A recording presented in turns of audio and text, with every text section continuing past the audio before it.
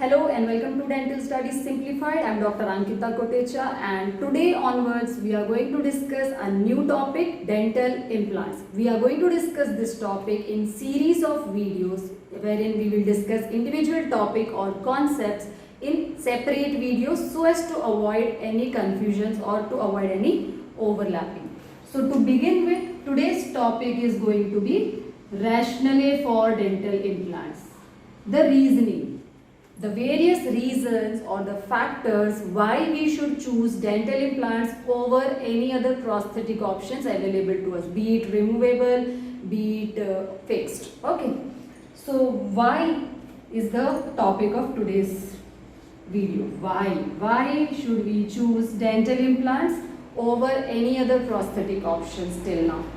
So we are going to discuss, first let me list my references for this series of videos.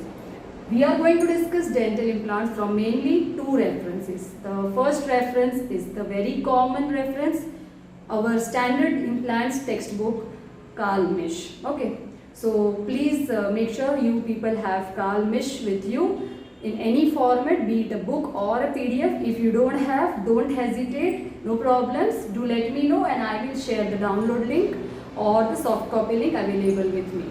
The second reference is a series of verifiable CPD papers from British Dental Journal, a very well known and reputed journal. In that journal, British Dental Journal, we have a topic implants which is discussed in 16 different articles. It's a series of articles only on implant. In that they have discussed individual topics in individual articles. Okay. So our video content is going to be from these two main references. One is the textbook Carl Misch, another one is standard journal reference British Dental Journal. I will share the download link for the articles as and when we discuss the topic. In the respective videos description box, you will get the download link for that article. And for the download link of Carl Misch, do let me know if you don't have them. I will post it as well. Okay. So with these two references with us, we will discuss and understand dental implants. If you have any other references with you which you want me to discuss, then feel free to ask me in my email ID or even my FB Messenger or Instagram DM. Okay, I will do the needful accordingly. But for now, from our end, we have two main references. So I hope till here it's clear. We have two main references, standard textbook Carl Misch and standard journal reference British Dental Journal. Okay. So coming back to today's topic, the rationale for choosing dental implants. Now the question is why? Why dental implants? So according to the journal article, we have four answers. First is preservation of tooth structure, but obvious. It is our main principle while practicing dentistry. Remember, prosthetics textbook has one quote also. Our motive while delivering or providing any dental treatment is to preserve the remaining tissues, preservation of the remaining tissues. That's what it implies, preservation of tooth structure. The next rationale is preservation of bone. I know this is slightly confusing, but let me get to this point. During the discussion, I will clarify all the ifs and buts and the possible confusions that arise while discussing this topic. Okay. So preservation of tooth structure, preservation of bone. Third is provision of additional support. Okay. Again, slightly confusing topic point, but don't worry. We will discover it eventually. And the last is resistance to caries or disease, any disease. Okay, usually a broad term disease. Okay, any dental disease. So now with these four rationale in our hand, we will now try to justify implants over our routine prosthetics. So point number one. For point number one, we have preservation of tooth structure. So the first point in preservation of tooth structure, very evident point why and how it will preserve the tooth structure. Take Any other routine prosthetic procedure, let's say removable partial denture or a fixed partial denture? Which one is better? I know the answer is fixed partial denture over any removable partial denture. Clear? So fixed is better than removable partial denture. So now our answer is fixed partial denture. Let's discuss fixed partial denture now. What do we do in fixed partial denture? We choose abutment teeth on the adjacent each side, okay, and the edentulous side, on each side of that edentulous side we choose one, at least one. This is minimum. It can go beyond also, but minimum one tooth on each side of that edentulous area, okay. Now the number of abutment teeth depends on the length of the edentulous area, okay, the length. How many teeth are missing, depending on that we follow that Antes law, right, the pericemential area. Clear? So now considering just one missing tooth, so one tooth on the left, one tooth on the right, that is mesial and distal, or let's say anterior and posterior. So two abutment teeth required. Now what do we do with those abutment teeth? Let's say they are healthy. In the ideal most position, they are healthy teeth and ideal for abutment. Okay, so they are now selected for abutment. Now what? They undergo intentional RCT, ideally.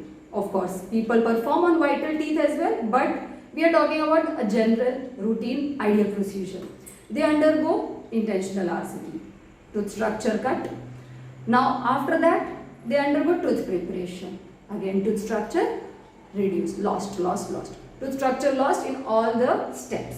Finally, we prepare a unit bridge. Let's say 3 unit bridge, a minimum criteria. Okay, 3 unit bridge to restore a single tooth edentulous side.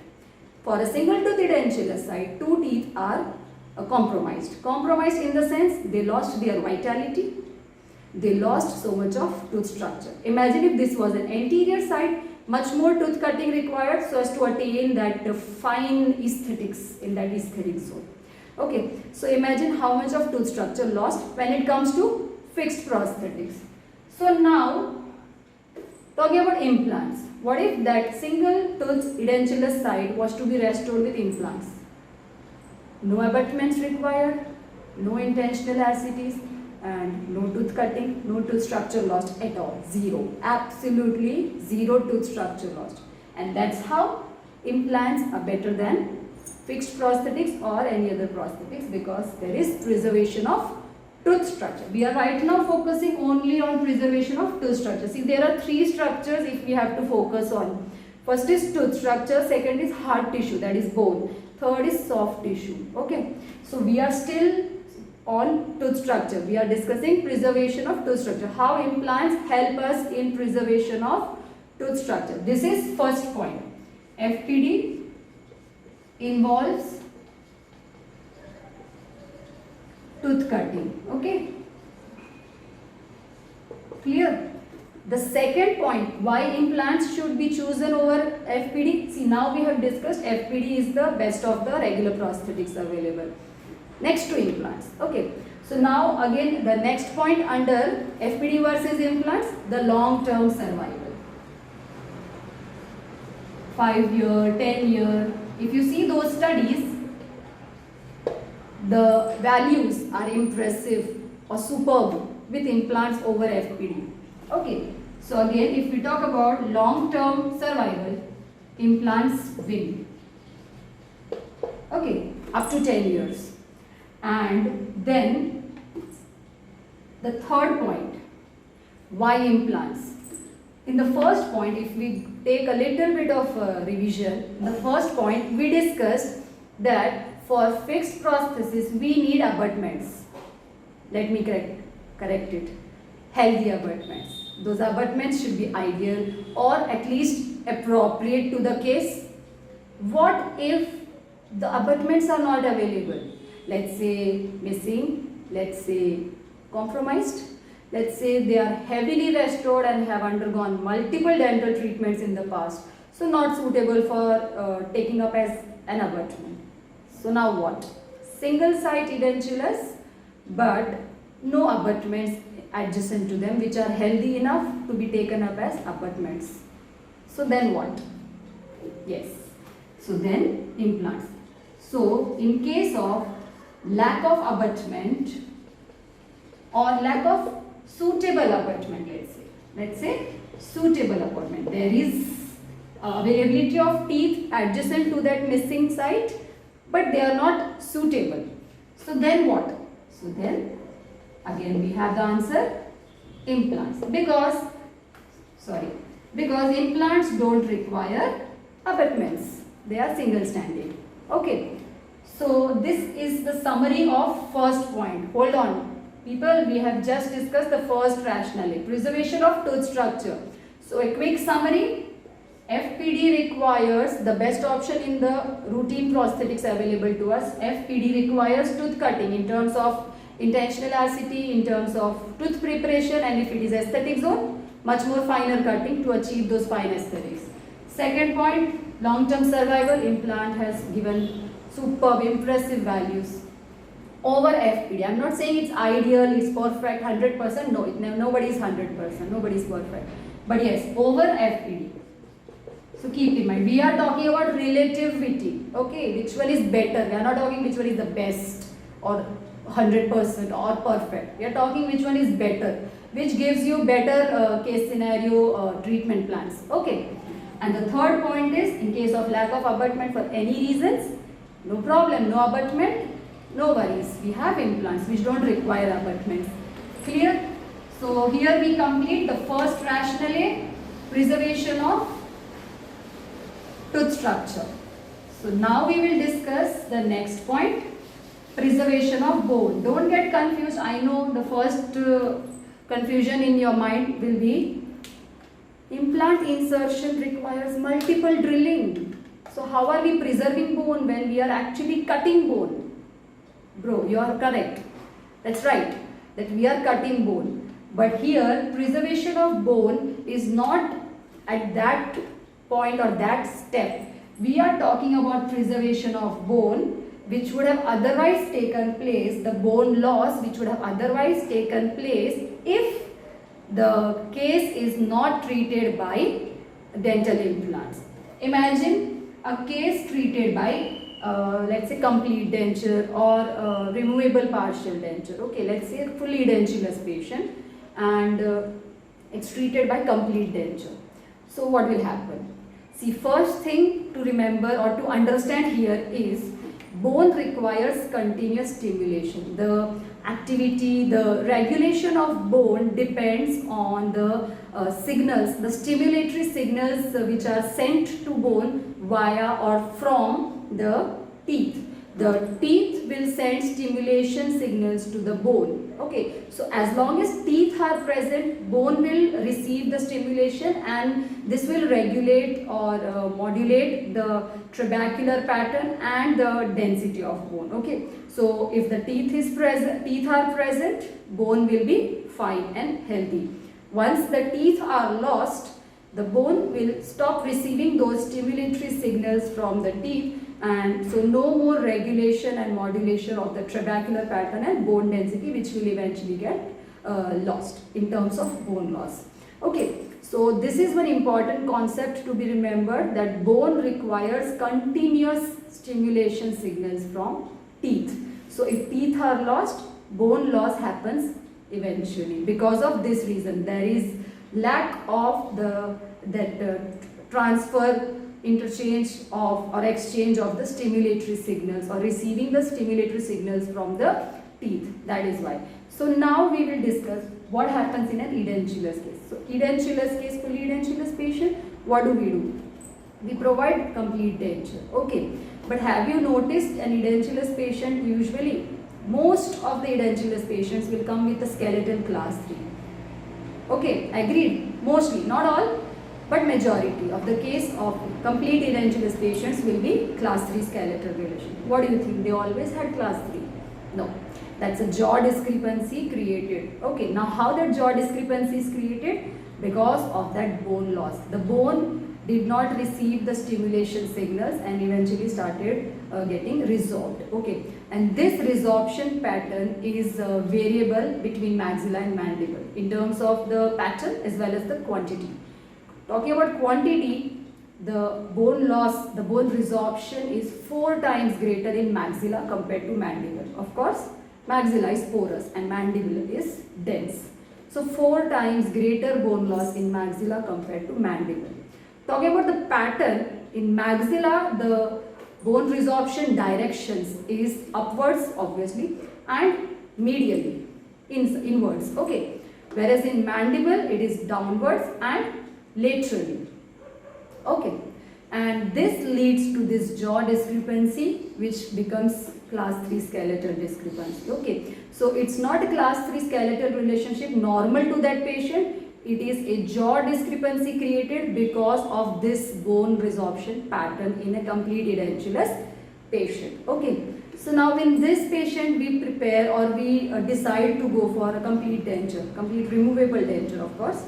So then in this case we have to compromise or modify our teeth arrangement accordingly so as to suit that class 3 discrepancy. We have to mask it somehow. We cannot keep it totally, entirely class 3, otherwise the aesthetics are not achieved. The patient will not be satisfied in terms of aesthetics at all. So somewhere between function and aesthetics, we have to try to get that balance between the function and aesthetics, and some compromises, actually not some, many compromises are made when it comes to preparing complete denture for a class 3 skeletal discrepancy complete edentulous patient. Okay, so now this is about the hard tissue.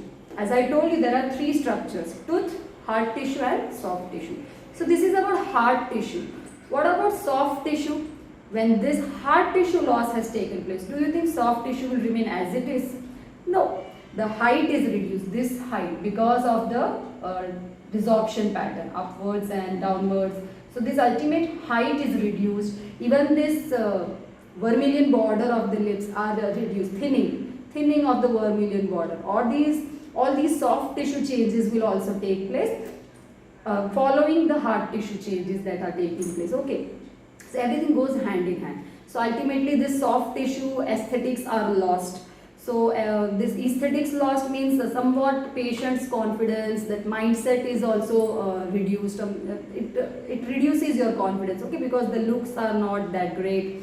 Okay, I'm not telling they want to have some great looks, but at least something presentable, at least some presentable looks. So the quality of life also reduced because they are mentally not so strong enough, or the confidence is not attained, okay. So all these things happens because of a complete edentulism for a long period of time, okay. Now we give complete denture. What happens when we give complete denture? The complete denture directly rests on the ridges. Now what happens that complete denture results in more bone loss, which is not informed to the people. Yes, complete denture also results in bone loss. It does not, I'm not saying it leads to extensive bone loss. It leads to extensive bone loss if the denture is ill-fitting. Okay, definitely if the denture is ill-fitting, it will lead to a lot of bone loss.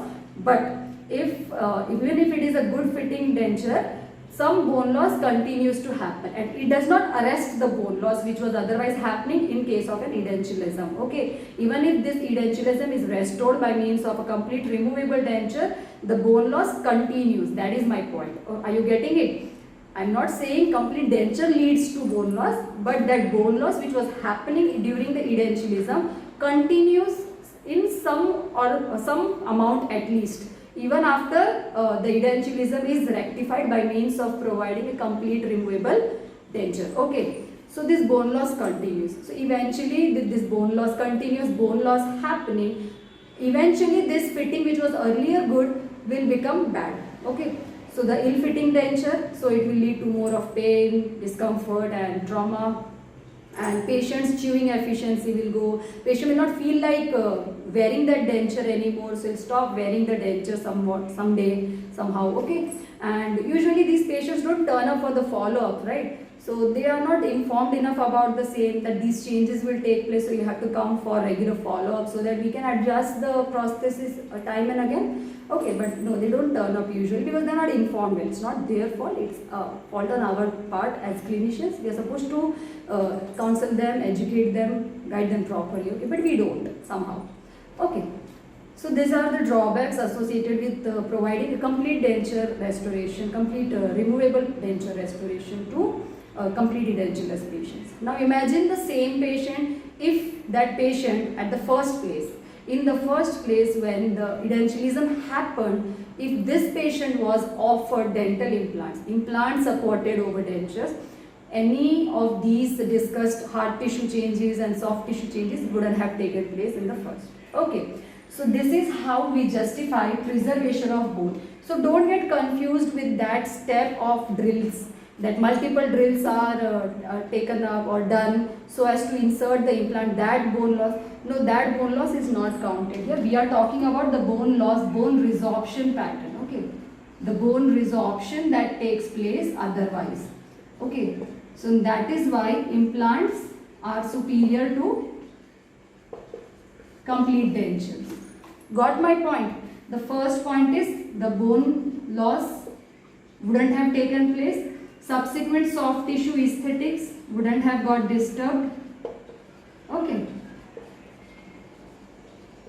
So this is how we justify the second rationale, preservation of bone. The height of the alveolar ridges, the width of the alveolar ridges would remain intact and sufficient enough to undergo implants directly. See, there is an option if the patient has undergone complete denture process and now after a couple of years or whatever duration, he or she is not satisfied with that prosthesis and now they want to go for implants. Of course, it is possible because we have tremendous amount of, we have achieved tremendous amount of advancements in this implants field. So obviously there is no no to any case now. Okay.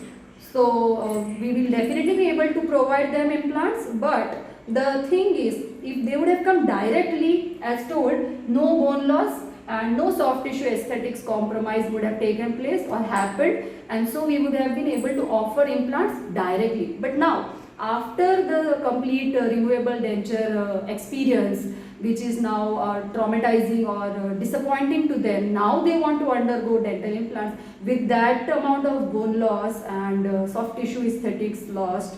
Now they come to us for dental implants. We will definitely be able to provide them, but the thing is the ridges are very resolved. Okay, as I already told, the bone resorption is 4 times more in maxilla because of porosity and than in mandible, which is a dense one comparatively. Okay, so the ridge height and width are so less that we cannot provide them implants directly. We can provide them implants after they undergo a series of surgeries called bone augmentation, ridge augmentation, GBR, guided bone regeneration. Okay, I hope some of you at least the postgraduates and the practitioners must be aware of this concept. If not the undergraduates, don't worry, it's a simple concept. I will discuss GBR as well in one of my videos separately, okay, because it's another vast topic again. So with this process called GBR, we will be able to grow the bone in a sufficient height and width, after which, after the healing completes, we will be able to offer dental implants. Okay,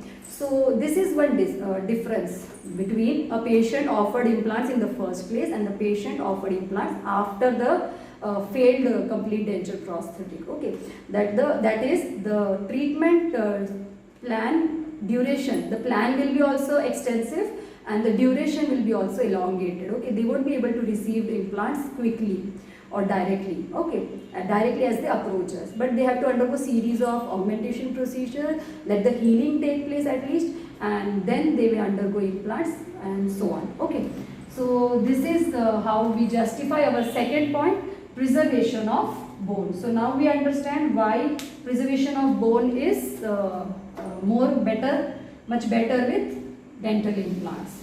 Clear? No bone loss happening, no soft tissue aesthetics compromised. Okay. Now talking about the third rationale, that is provision of additional structure. Again, don't get confused.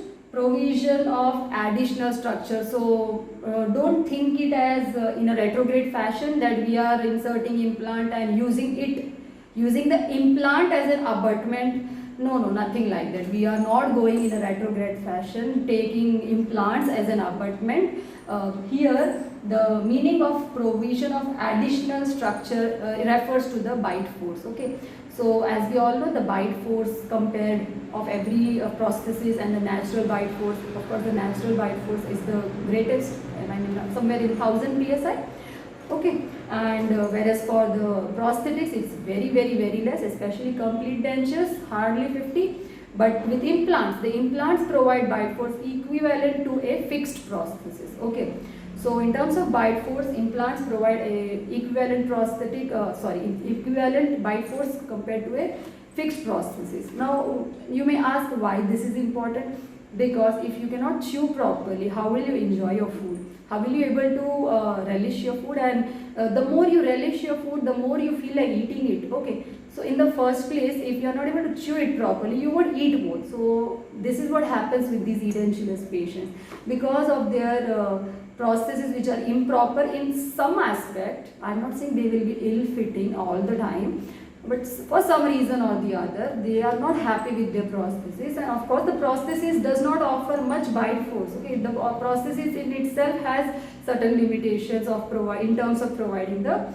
bite force, hardly 50 as I told, compared to 1000 which is a natural one. Okay, so with this bite force, do you think these patients will be able to chew their food properly, which will ultimately hamper their digestion? So they will have lots of gastrointestinal problems and other systemic disturbances, so which ultimately hampers their quality of life. So eventually their food intake reduces, and hence their nutrition value goes down and their health deteriorates. All those things happen. It's a vicious cycle. Okay, so that support, that additional support is provided by implants in terms of improved bite forces.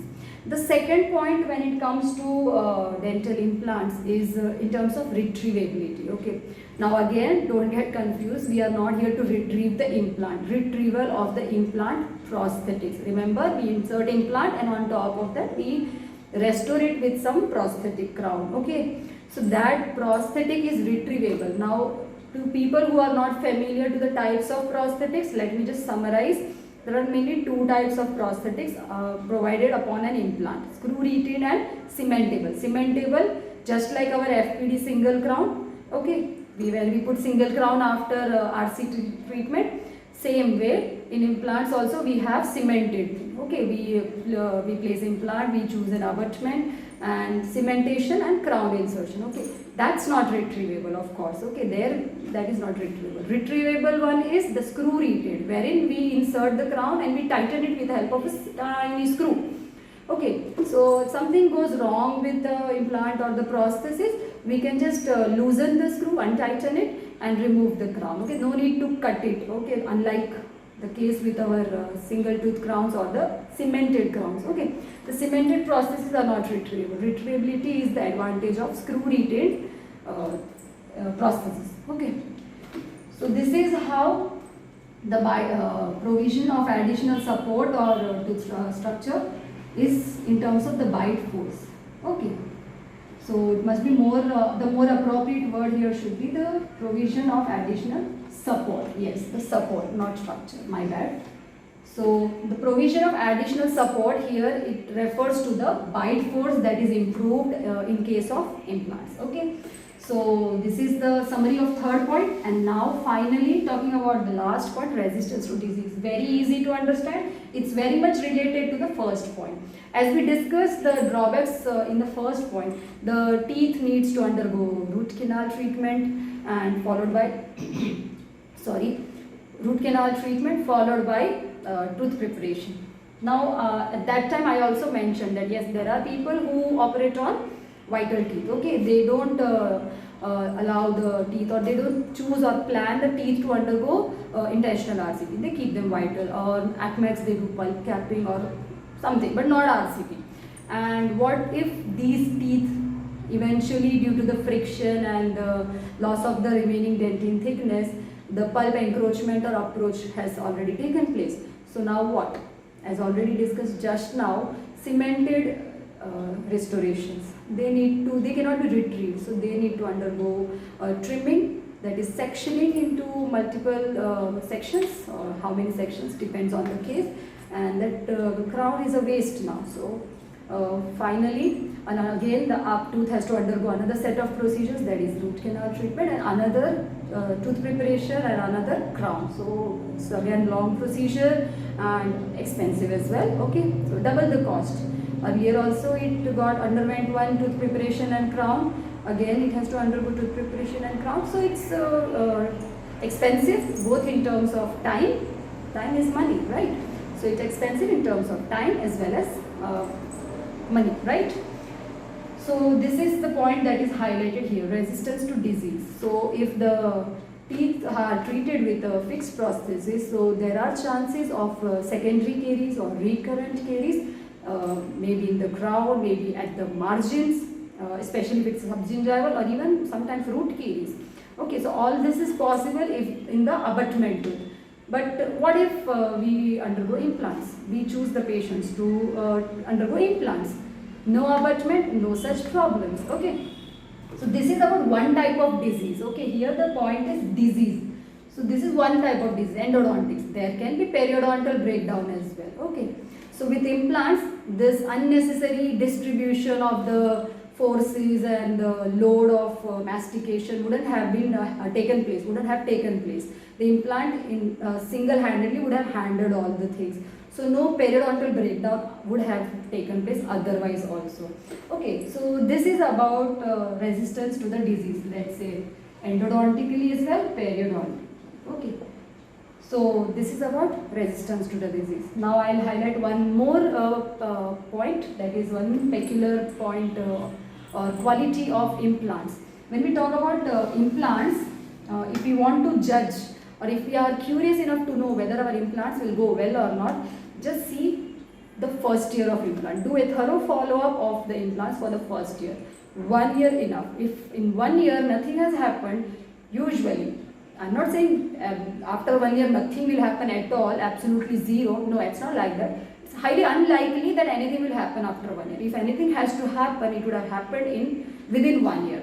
After 1 year, it's highly unlikely, very less chances that the implants will have any sort of complication. If at all there are, they will be related to soft tissue or at max prosthesis, but not the hard tissue, because the major amount of osseointegration has already taken place. So if the implant failure or the loss has to occur, it would have occurred within 1 year. After 1 year, very less chances. So this 1 year, the first year after implant insertion is very crucial. We have to be very vigilant and take a thorough follow-up of the patient to look for any signs and signals of complications that are bound to happen or are trying to occur around our implant. Okay.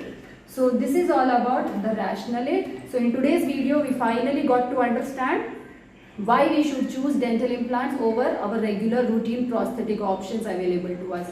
A final summary of the rationale: preservation of tooth structure, of course no abutments required, that is why preservation of tooth structure. And second, preservation of bone, that is in terms of the bone resorption that happens in a long-standing edentulosum or even with the complete removable denture patients. Okay. Third is provision of additional support in terms of the bite force, and secondly retrievability. And fourth is resistance to disease, mainly in terms of the caries onto the crown, at the margins, or even roots. Okay. And secondly, periodontal breakdown. So this completes our first topic in this series of videos on dental implants. Please stay tuned on my channel to watch more videos on this topic. I am going to continuously post videos on dental implants one after the other. Today we have started with rationale. My next video should be on the armamentarium. I know it's quite difficult and tricky. You must be wondering how will I carry out this topic on a whiteboard. But don't worry, I will try my level best to simplify that armamentarium section from Carl Misch. In every video I will be mentioning my references beforehand. For today's video, my reference was chapter 1 in Carl Misch and article number 1 in the verifiable CPD paper from British Dental Journal. Please refer those articles from Google if you have with you, or Google them. But otherwise no worries, I will post the download links in the description box with every respective video, respective download links for respective videos. Okay, but if you still have any confusions, any doubts, or you don't get my references properly, Don't hesitate to approach me in the comment section below, or my email ID dentalstudiessimplified@gmail.com, or my social media handles, FB Messenger, or let's say Instagram DM. So don't worry about the references. I will provide them regularly with the respective videos. So I'll repeat once again. For today's video, my references: chapter number 1 from Carl Misch textbook, and the article number 1 from the CPD paper series. Okay. For the next video, please be prepared for armamentarium, that will be discussed from only chapter number 2 from Carl Misch. Okay, only the textbook, no articles. Only we will discuss all the terminologies. Actually not armamentarium, it's about terminologies, the various terminologies associated with the treatment, dental implant treatment, various terminologies starting from osseointegration, and we will discuss all the types of instruments in that implant kit, and types of dental implant placement, implant loading, implant placement. I will try to sort out all these confusions in my next video, which is only and only about terminologies and inclusion of armamentarium from chapter number 2 Carl Misch. So I hope today's video is clear to you all, but if you still have any doubts and any queries, feel free to ask me, and I will revert immediately or as soon as possible. Don't worry, I am here to help all you there. Okay, thank you for watching and listening to me. Have a good day, stay safe and study well. Thank you.